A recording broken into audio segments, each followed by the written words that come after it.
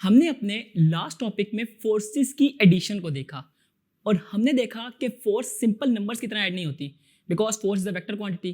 तो वो ऐड भी सिंपल वे से नहीं बल्कि graphically head to tail rule से होंगी। अब हम इस टॉपिक में ये सीखेंगे कि how we split the forces. इस टॉपिक का मकसद भी यही है कि इसको सिंपल नंबर्स की तरह स्प्लिट नहीं किया जाता बल्कि इसके लिए भी एडिशन ऑफ वेक्टर ही की तरह कोई नया रूल है जिसको अभी हम देखते हैं। ठीक है, इसको basically two mutually perpendicular components में ब्रेक किया जाता है। And how we define the resolution of forces is के splitting up of a force into two mutually perpendicular components is called the resolution of that force. अच्छा, जब कभी किसी भी वेक्टर या फिर फोर्स को ब्रेक किया जाता है into its perpendicular components, then इन कंपोनेंट्स को ट्रिग्नोमेट्रिक रेशियोज से डिफाइन करते हैं। अब ये ट्रिग्नोमेट्रिक रेशियोज क्या हैं तो मैं आपको बताता चलूं कि ये रेशियो हैं between any of the two sides of the right angle triangle और इनको कुछ स्पेशल नेम से याद रखा जाता है, साइन, कोसाइन एंड टेंजेंट। इनको कैसे डिफाइन किया जाता है इसके लिए आपको राइट एंगल ट्रायंगल को कंसिडर करना पड़ेगा।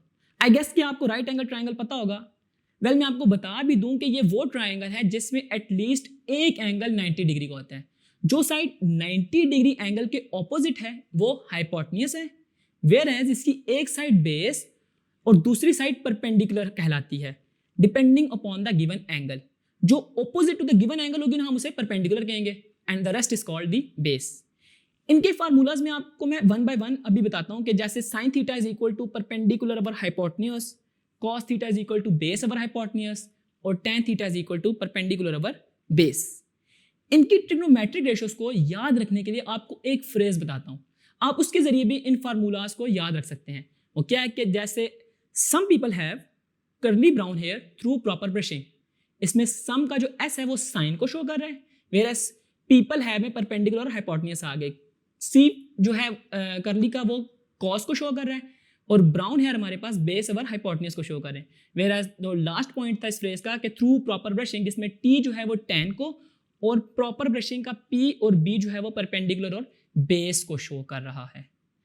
अब हम देखते हैं कि कैसे हम लोग फोर्सेस को स्प्लिट करते हैं इनटू देयर रेक्टेंगुलर कंपोनेंट्स और इनका मैग्नीट्यूड और इनकी डायरेक्शन कैसे फाइंड करते हैं। रेजोल्यूशन ऑफ फोर्स में आपको यह पता होना चाहिए कि जो हमारे पास वेक्टर फोर्स F है उसको हम जब डिवाइड कर रहे होते हैं तो उसको दो म्यूचुअली परपेंडिकुलर कंपोनेंट्स में डिवाइड करते हैं, जिसमें एक हॉरिजॉन्टल कंपोनेंट होता है और एक इसका वर्टिकल कंपोनेंट होता है।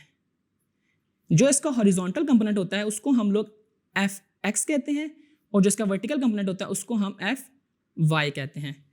और इसमें जो हमारे पास ओरिजिन है उसको हम O से डिफाइन कर लेते हैं और इनको हम अपनी मर्जी से कोई भी नाम दे सकते हैं, जिसको मैंने A और B दे दिया है। And according to head to tail rule आपको ये बात पता थी कि जो हमारे पास एक वेक्टर OB है इसके हेड के साथ नेक्स्ट वेक्टर AB की टेल मिल रही है और हमारे पास जो O है वो फर्स्ट वेक्टर की टेल के साथ कनेक्ट होके लास्ट वेक्टर के हेड के साथ कनेक्ट हो रहा है जो कि हमारे पास रिजल्टेंट वेक्टर है।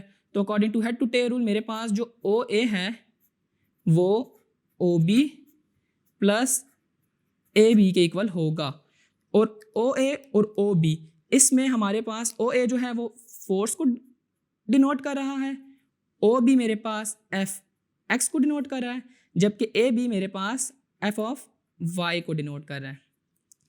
इसमें Fx और Fy को हम ट्रिग्नोमेट्रिक रेशियोज के जरिए एक्सप्लेन करेंगे। जिस तरह का ये राइट एंगल ट्रायंगल टाइप बना हुआ है जिसके अंदर एक एंगल एटलीस्ट 90 डिग्री का है, तो आपको नज़र आ भी रहा होगा कि हमारे पास जो Fx है इसको डिफाइन करने के लिए हमें बेस और हाइपोटेन्यूस की जरूरत पड़ेगी और हमारे पास इसके लिए फार्मूला है cos theta. cos theta is equal to base over hypotenuse और बेस मेरे पास Fx है और हाइपोटेन्यूस मेरे पास F है। तो इस तरह मेरे पास जो Fx निकलेगी वो आएगी Fx इज इक्वल टू ये वाला F जो डिनोमिनेटर में है ये लेफ्ट साइड पर आकर मल्टीप्लाई हो जाएगा cos थीटा से, तो Fx is equal to F cos theta, जो कि आपको याद रखना है।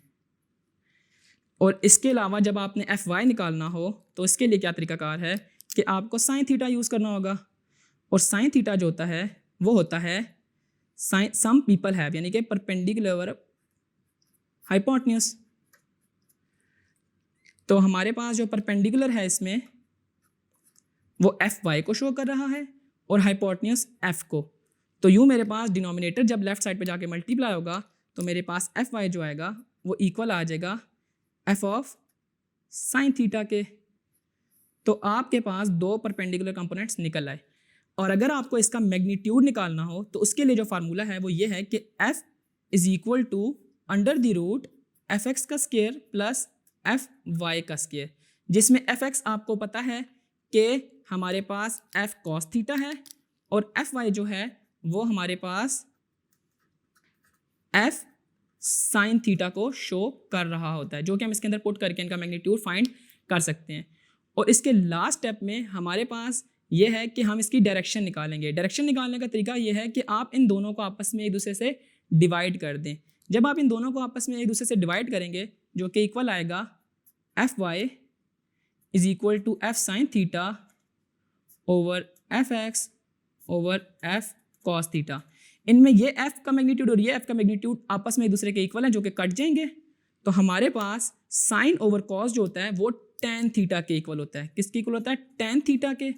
तो यूँ मेरे पास tan theta is equal to F Y over F X आ गया। और थीटा यानी कि जो एंगल है, जो कि हम दूसरे लफ्ज़ों में इसको डायरेक्शन भी बोल सकते हैं, वो इक्वल होगा tan inverse of F Y over F X के। तो यूँ आपको ये दो मेन फार्मूलाज याद रखने हैं। एक है जिसमें मैग्नीट्यूड का कि how we define the magnitude of force by using rectangular components, या फिर दूसरा कि हम कैसे डायरेक्शन निकालते हैं बाय यूजिंग रेक्टेंगुलर कंपोनेंट। तो यूँ हमारा रेजोल्यूशन ऑफ फोर्स का टॉपिक ऑलमोस्ट कंप्लीट होता है, जिसमें हमने देखा कि हम किस तरह वेक्टर्स को स्प्लिट करते हैं by using their rectangular components. अब हम अपने नेक्स्ट टॉपिक में टॉर्क को स्टडी करेंगे।